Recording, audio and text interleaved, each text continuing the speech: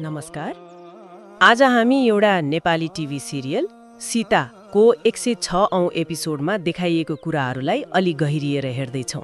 हो, यो एपिसोड युट्युबमा उपलब्ध छ। यसले हामीलाई केही एकदमै चाखलाग्दो सामाजिक र पारिवारिक विषयमा सोच्न लगाउँछ। जस्तै कि अब अलि उमेर ढल्केपछि हुने विवाह, समाजले त्यसलाई कसरी हेर्छ, परिवारभित्रको सम्बन्ध अनि हाम्रा परम्परागत मान्यताहरू, यिनै कुराहरूलाई यो एपिसोडले कसरी देखाएको छ त्यही केलाउने हो आज। एकदम। यस एपिसोडको मुख्य घटनाक्रममा त सीताकी आमा सुभद्रा र एकजना पाका व्यक्ति जसलाई सबैले बाजे भन्छन्, उहाँहरू बीचको विवाह छ। अनि त्यसपछिको दशैंको टीकाको सिनहरू पनि छन्, जहाँ विभिन्न खालका पारिवारिक सामाजिक समस्याहरू देखिन्छन्। हो, सुरुमै जुन कुराले सबैभन्दा धेरै ध्यान तान्छ नि, त्यो हो पाका उमेरका मान्छेले, अझ भनौँ जोडीले विवाह गर्ने निर्णय गर्दा समाज र परिवारमा आउने प्रतिक्रिया कस्तो अचम्म मान्ने, कतै विरोध हुने, यो नै कथाको मुख्य चुरो जस्तो छ, हैन त? हो, एकदमै। परिवारभित्रै पनि हेर्नुहोस् न, प्रतिक्रिया कस्तो तुरुन्तै बाँडियो।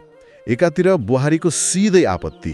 के भन्छन् उनी? उनी त भन्छन् त्यो बुढसकालमा बिहे गर्छु भन्न त आफैलाई लाज लाग्नुपर्ने कुरा हो।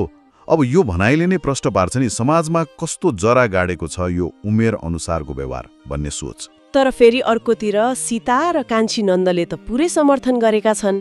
उनीहरूको समर्थनको आधार चाहिँ के देखिन्छ त? यहाँ विवाहको पक्षमा निकै बलिया तर्कहरू पनि छन्। पहिलो त अब बुढेसकालमा एक्लोपन हुन्छ, साथी चाहिन्छ भन्ने कुरा भयो। त्यो त हो नि। दोस्रो, उहाँहरू बीच आपसी समझदारी, माया छ अनि मायाले उमेर हेर्दैन भन्ने धारणा।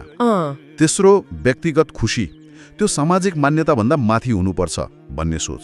अनि चौथो चाहिँ एकल महिला वा पुरुषले आफ्नो खुसीले साथी रोज्दा समाजमा राम्रो उदाहरण पनि बन्न सक्छ भन्ने। सीताले भने जस्तै मायाले उमेर भन्दैन, जुनसुकै उमेरमा पनि माया हुन्छ भन्ने कुराको ज्वलन्त उदाहरण हो उहाँहरू। यो त विवाह मात्रै होइन, एउटा मान्यता माथिकै प्रश्न जस्तो भयो। हो त। तर विवाहको विपक्षमा तर्क गर्नेहरू जस्तै बुहारी अनि केही गाउँलेहरू पनि छन् क्यारे।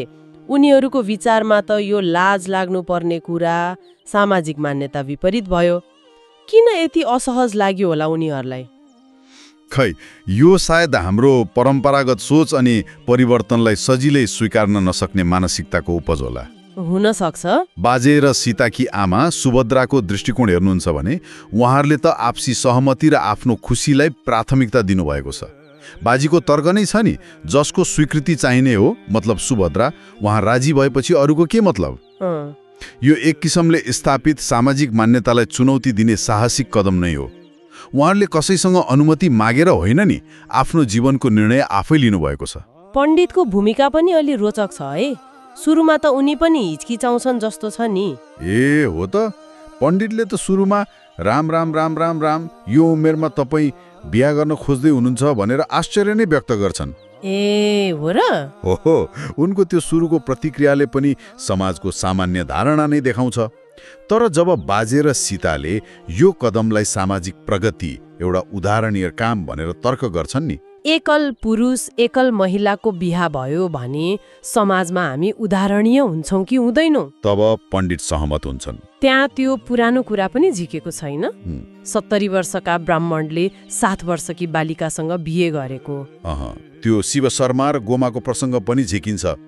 तर अब त्यसको आजको सान्दर्भिकता त फरक होला, त्यो बहसको विषय बन्न सक्छ। महत्त्वपूर्ण कुरा के हो भने पण्डित चाहिँ अन्ततः त्यो प्रगतिशील तर्कबाट सहमत भए। अनि गाउँलेहरूको प्रतिक्रिया पनि निकै मिश्रित देखियो है। एकातिर कुरा काट्ने, अचम्म मान्ने, लौ बाँच्न मात्रै पर्छ, अन्य एक थरी देख्न पाइन्छ भन्थे, हो रहेछ, त्यस्तो पनि छ त।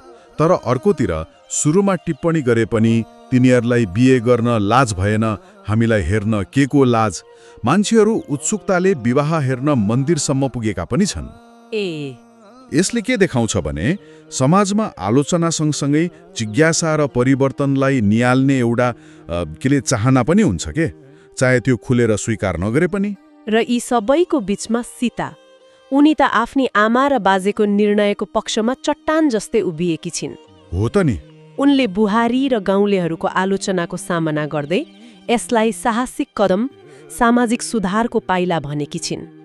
उनको त्यो भनाइ हरेक महान काम गर्दा सुरुमा कसैले पनि साथ दिँदैनन्, तर पछि त्यही कामको सबैले प्रशंसा गर्नेछन्। यसले उनको दृढता देखाउँछ नि। उनको त्यो अडान एकदमै महत्त्वपूर्ण छ, किनभने यसले केवल पारिवारिक समर्थन मात्र देखाउँदैन, बरु एउटा पुस्ताले अर्को पुस्ताको व्यक्तिगत छनौट र खुसीलाई सम्मान गर्नुपर्छ भन्ने सन्देश दिन्छ जस्तो लाग्छ मलाई। ल अब विवाह समारोहतिर लागौँ न त। सीताको उत्साह तयारी त देखिन्छ नै। मन्दिरमा टीका माला सिन्दूर आदान प्रदानका विधिहरू पूरा हुन्छन्। त्यहाँ एउटा सानो तर चाखलाग्दो सांस्कृतिक कुरा पनि आउँछ नि। सिन्दूर हाल्ने बेला माइती पक्षले हेर्न नहुने चलन। ए हो र?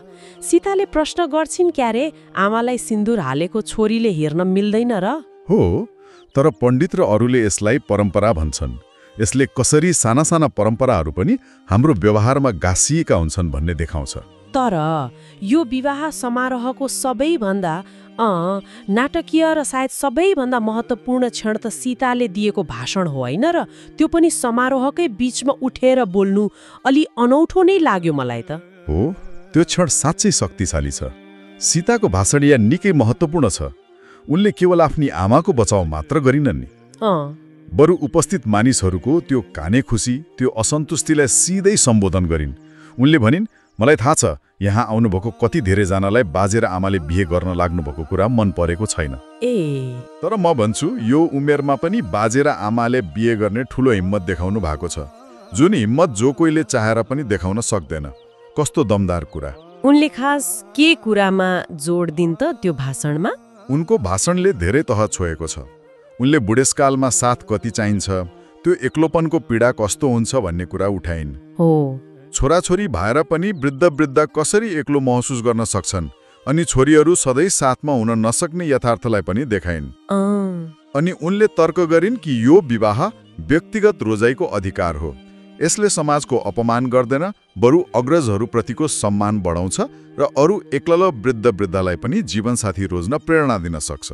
यो त एक व्यक्तिले सामाजिक सोचलाई नै चुनौती दिएको जस्तो क्षण हो नि। विवाहपछि नवविवाहित जोडी बाजे र सुभद्रा बीचको कुराकानीले पनि उनीहरूको त्यो भावनात्मक यात्रा देखाउँछ है? देखाउँछ नि। त्यहाँ त्यो सुरुको डर हटेर एकअर्काको साथ पाएको आश्वासन देखिन्छ। सुभद्राले भन्छिन् नि, मनको कुनामा कता कता डर लागिरहेछ।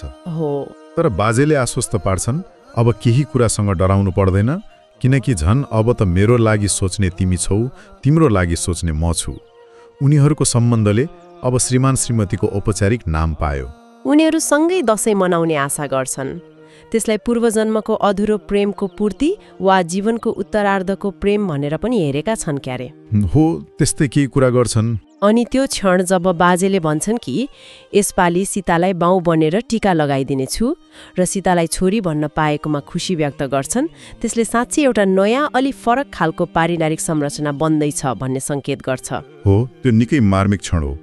यसले देखाउँछ कि रगतको सम्बन्धभन्दा बाहिर पनि स्नेह र जिम्मेवारीको आधारमा पारिवारिक सम्बन्धहरू बन्न सक्छन्। ल, विवाहको कथा त यो भयो।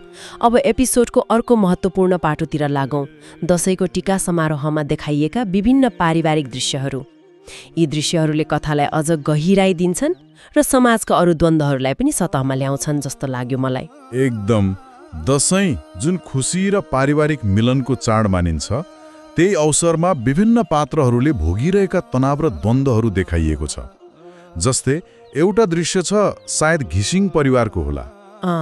त्यहाँ रमाइलो टिकाटालो चलिरहेको छ। दक्षिणाको ठट्टा, तामाङ संस्कृति, सेतो टिका जोगाउने कुरा सबै ठिकठाक छ। तर माहौल तब बिग्रिन्छ जब श्रीमानले अघिल्लो सम्बन्धबाट जन्मेकी छोरी जस्मिनलाई टीका लगाउन ल्याउन खोज्छन्। अनि वर्तमान श्रीमती गरिमाको प्रतिक्रिया त निकै कठोर छ नि है? साह्रै कठोर। तेरो छोरी होइन जस्मिन, यो घिसिङको छोरी हो, जोसँग गयो त्यसैको छोरी हुन्छ। यो भनाइले त मिश्रित परिवारभित्रको त्यो स्वामित्वको लडाई, ईर्ष्या, अभिभावकत्वको अधिकारमाथिको जटिल द्वन्द्वलाई छर्लङ्ग पार्छ। हो त नि। गरिमाले छोरीलाई बाउका जानबाट रोक्न खोज्छिन्। बाउ छोरीको रगतको सम्बन्धलाई नै अस्वीकार गर्छिन्। बाउले रगत हो त्यो मेरो भन्दा पनि मान्दिनन्।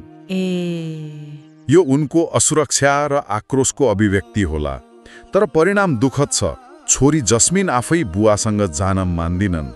बाबा तपाईँ यहाँबाट जानु, म टीका नलाउने, अनि बुवा निराश भएर फर्किन्छन्। यसले त्यो सौतेनी सम्बन्धको जटिलता र बच्चामा पर्ने असर कस्तो हुन्छ भनेर देखाउँछ। एकातिर यो सौतेनी आमाको द्वन्द्व छ भने सीताको घरमा अर्कै किसिमको तनाव छ, होइन र? सीता आफ्नै आमाको घरमा टीका लगाउन एक्लै पुग्छिन्।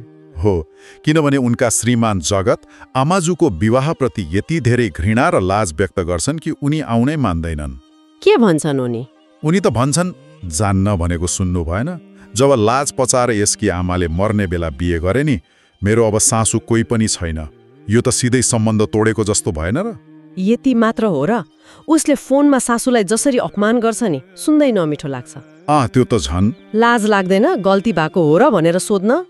तपाईँले गर्दा यहाँ मैले मुख छपेर हिँड्नु गरेको छ, तपाईँलाई त अब सासू भने पनि लाज लागेर आयो। यो त पराकाष्ठा नै भयो नि है, चाडपर्वको बेला यस्तो व्यवहार। निश्चय नै यो घटनाले देखाउँछ कि कसरी एउटा व्यक्तिको त्यो परम्परागत संकीर्ण, अझ भनौँ अहमवादी सोचले दशैं जस्तो चाडमा पनि पारिवारिक सम्बन्धमा यति ठूलो दरार ल्याउन सक्छ अनि आफ्नै श्रीमती र सासूलाई कति गहिरो चोट पुर्याउन सक्छ। जगतको व्यवहारले वृद्ध वृद्धाको विवाहप्रतिको त्यो सामाजिक असहिष्णुताको एउटा क्रूर रूप नै देखाउँछ। एकदम। यो त भयो सम्बन्ध र सोचको टकराव, तर दशैंले समाजमा लुकेको त्यो वर्गीय खाड्डल पनि देखाउँछ जस्तो लाग्यो अर्को परिवारको दृश्यमा। हो, त्यो अन्जुरो रमेश देखिने घरमा त्यहाँ घरमा काम गर्ने सहयोगी रमेशलाई टीकामा सँगै राख्ने कि नराख्ने भन्ने बहस चल्छ। मामाले आपत्ति जनाउँछन्, हैन? हो, मामाले वर्ग र हैसियतको आधारमा आपत्ति जनाउँछन्। त्यसलाई पनि सँगै राखेर टीका लाउने हो र भन्या भान्जी, घरमा काम गर्ने मान्छेलाई शुभ कार्य गर्दा पनि सँगै नराख्ने, यो मानसिकताले अझै पनि हाम्रो समाजमा काम गर्ने मान्छेलाई परिवारको सदस्य मान्न नसक्ने सोच कति गहिरो छ भन्ने देखाउँछ। तर भान्जी अन्जुले त समावेशितामा जोड दिन्छन् नि। एउटै घरमा बसेपछि ऊ पनि हाम्रो घरको सदस्य हो, जाबो 4 जनामा पनि किन यस्तो भेदभाव? उनले रमेशलाई दशैंको उपहारमा नयाँ लुगा पनि किनिदिएकी छिन्। त्यो त राम्रो पक्ष हो। हो, त्यो राम्रो छ। टीका त लगाइन्छ, तर त्यसपछि माइजूले रमेशलाई उसको औकात नबिर्सन सम्झाउँछिन्। फेरि त्यसो भनिन्? घरको काम गर्ने मान्छे होस्, आफ्नो औकात कहिले पनि नबिर्सनु। यसले के देखाउँछ भने माथिबाट समावेशी देखाए पनि भित्रभित्रै त्यो वर्गीय विभेद र त्यो पदानुक्रमको मानसिकता कति गहिरोसँग बसेको छ। चाडपर्वको खुसीको माहौलमा पनि त्यो सोच हटेको छैन। अनि एउटा छोटो तर निकै मार्मिक दृश्य पनि छ नि, त्यो भर्खरै जेलबाट छुटेको व्यक्तिको ऊ अलि मानसिक रूपमा विचलित जस्तो देखिन्छ र हेडसरसँग आफ्नी श्रीमती खोज्छ। हो, त्यो दृश्यले अर्कै खाले पीडा देखाउँछ। ऊ जेलमा हुँदा श्रीमतीले छाडेर गएकी रहेछन् अनि उसले हेडसरलाई आरोप लगाउँछ। उसले हेडसरले लुकाएको वा भगाएको आरोप लगाउँछ। कतै मेरो बुढीलाई तपाईँले त भगाउनु भएन, मलाई थाहा छ मेरो बुढी तपाईँले नै लुकाउनु भएको छ। उसको अवस्था एकदमै दयनीय छ। त्यो दृश्यले के देखाउन खोजेको होला? यसले सायद कर्मको फल, नराम्रो कर्मको फल भोग्न मर्नु पर्दैन, बाँचेरै भोग्नुपर्छ भन्थे। हो रहेछ। परित्यागले निम्त्याउने मानसिक विचलन अनि सामाजिक तिरस्कार जस्ता गम्भीर विषयहरूलाई छोएको छ जस्तो लाग्छ। दशैंको उल्लास एकातिर छ, तर जीवनका यस्ता दुखान्त पाटा अर्कोतिर लुकेका छन्। त्यसो भए यी सबै फरक फरक घटनाक्रमलाई एकै ठाउँमा राखेर हेर्दा यो एपिसोडले दशैंको पृष्ठभूमिमा खासमा के भन्न खोजिरहेको छ त? यसले के देखाउँछ भने दशैं जस्तो खुशी र मिलनको चाड पनि सामाजिक मान्यताहरू र व्यक्तिगत द्वन्द्वहरूबाट अछुतो छैन।